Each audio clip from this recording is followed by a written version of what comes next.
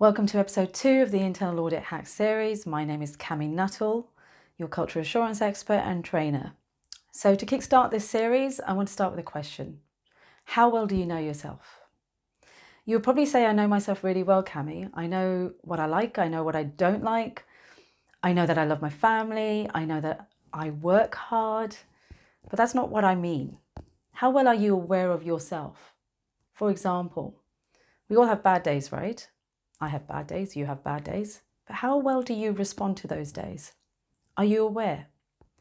Do those bad days make you feel pretty good, or do you get out of that bad day and think, oh, I'm having a really good day actually, it's not a bad day after all? How about when you respond to challenges, or new assignments, or new engagements? Have you ever looked at an engagement and thought, this is hard? How am I going to do this? You have, right? So in this session, I want to provide you with a technique or a tool to help you understand your own mindset. Understanding ourselves better enables us to help in a more meaningful way. So our mindset is the basis for the quality of our experience in every part of our lives. And if we understand that, that also applies to how we engage with our clients. So if you're in an organization and you're giving advice, which you are, because if you're an internal auditor or any other person providing advice into the organization, and that could be through recommendations that address improvements that need to happen, right? The underlying mindset that underpins how you develop your recommendations, and equally how that person or people will respond to your recommendations, is important to understand. Your mindset and your client's mindset. The more familiar you are with your own mindset, it will place you in a good position to understand the mindset of your clients. So today I'm going to apply this to you and I. And next week I will give you some tips on applying it to organizations. So mindset is very much about how we learn, how we take meaning from the experiences we've had. So for example, I woke up and I didn't have very good sleep last night, so I woke up in a bad mood, which means that I'm likely to have a bad day. And everything that happens, I look at it from the lens of I started my day off really badly. Alternatively, I had really good sleep and I woke up feeling really energized, and the rest of the day is going to be fantastic. And that's how I view the world. That's how I view that day, that it's going to be a good day. So what I'm inviting you to do in this episode is to think about your own mindset. So mindset is described in different ways, but I want to talk about one particular method, and that is the method that's provided by Dr. Carol Dweck. She is the Lewis and Virginia Eaton Professor of Psychology at the Stanford University, and she wrote this book, Mindset. Changing the way you think to fulfill your potential. This actually was my first self-development book, and I read it a few years ago, back in 2017, so not long ago. And I have to say, it affects every part of one's life, and has improved drastically the quality of my conversations with my clients. And I'll explain through this series how that works. This is why I'm starting with mindset. And really importantly, it's changed the way I take meaning from experiences.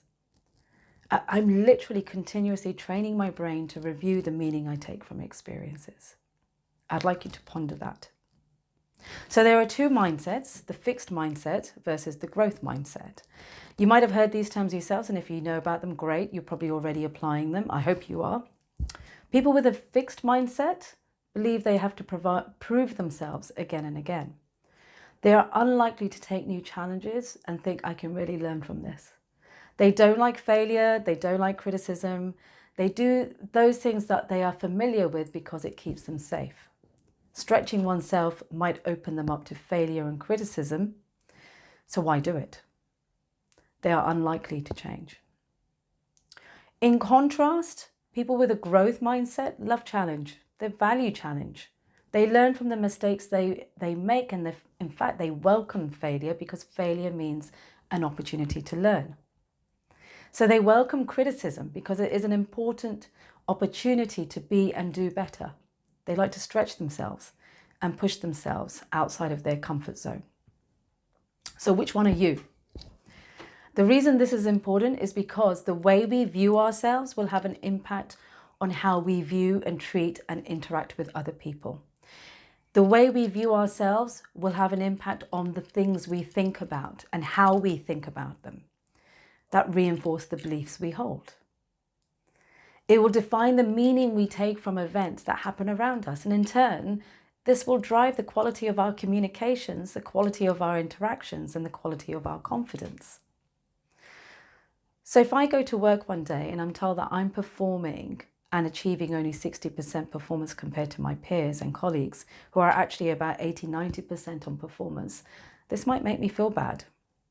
And in turn, when I've done my day at work, and then in turn I start to go home and I get to my car and I find that I've parked the car in the wrong place, and now there's a ticket on the car and I have a fine to pay, and this is going to make me feel really bad, right? I'm not in a great place now.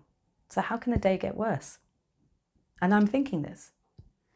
I go home and I want to talk to my partner about my day, but he's not interested, or he's not showing any interest, or he's just not interested in what's happened to me today. That's how I might feel. And I feel downright rejected, depressed, and I might even feel worthless. This is a fixed mindset, an inability to think beyond the failures that have occurred during the day.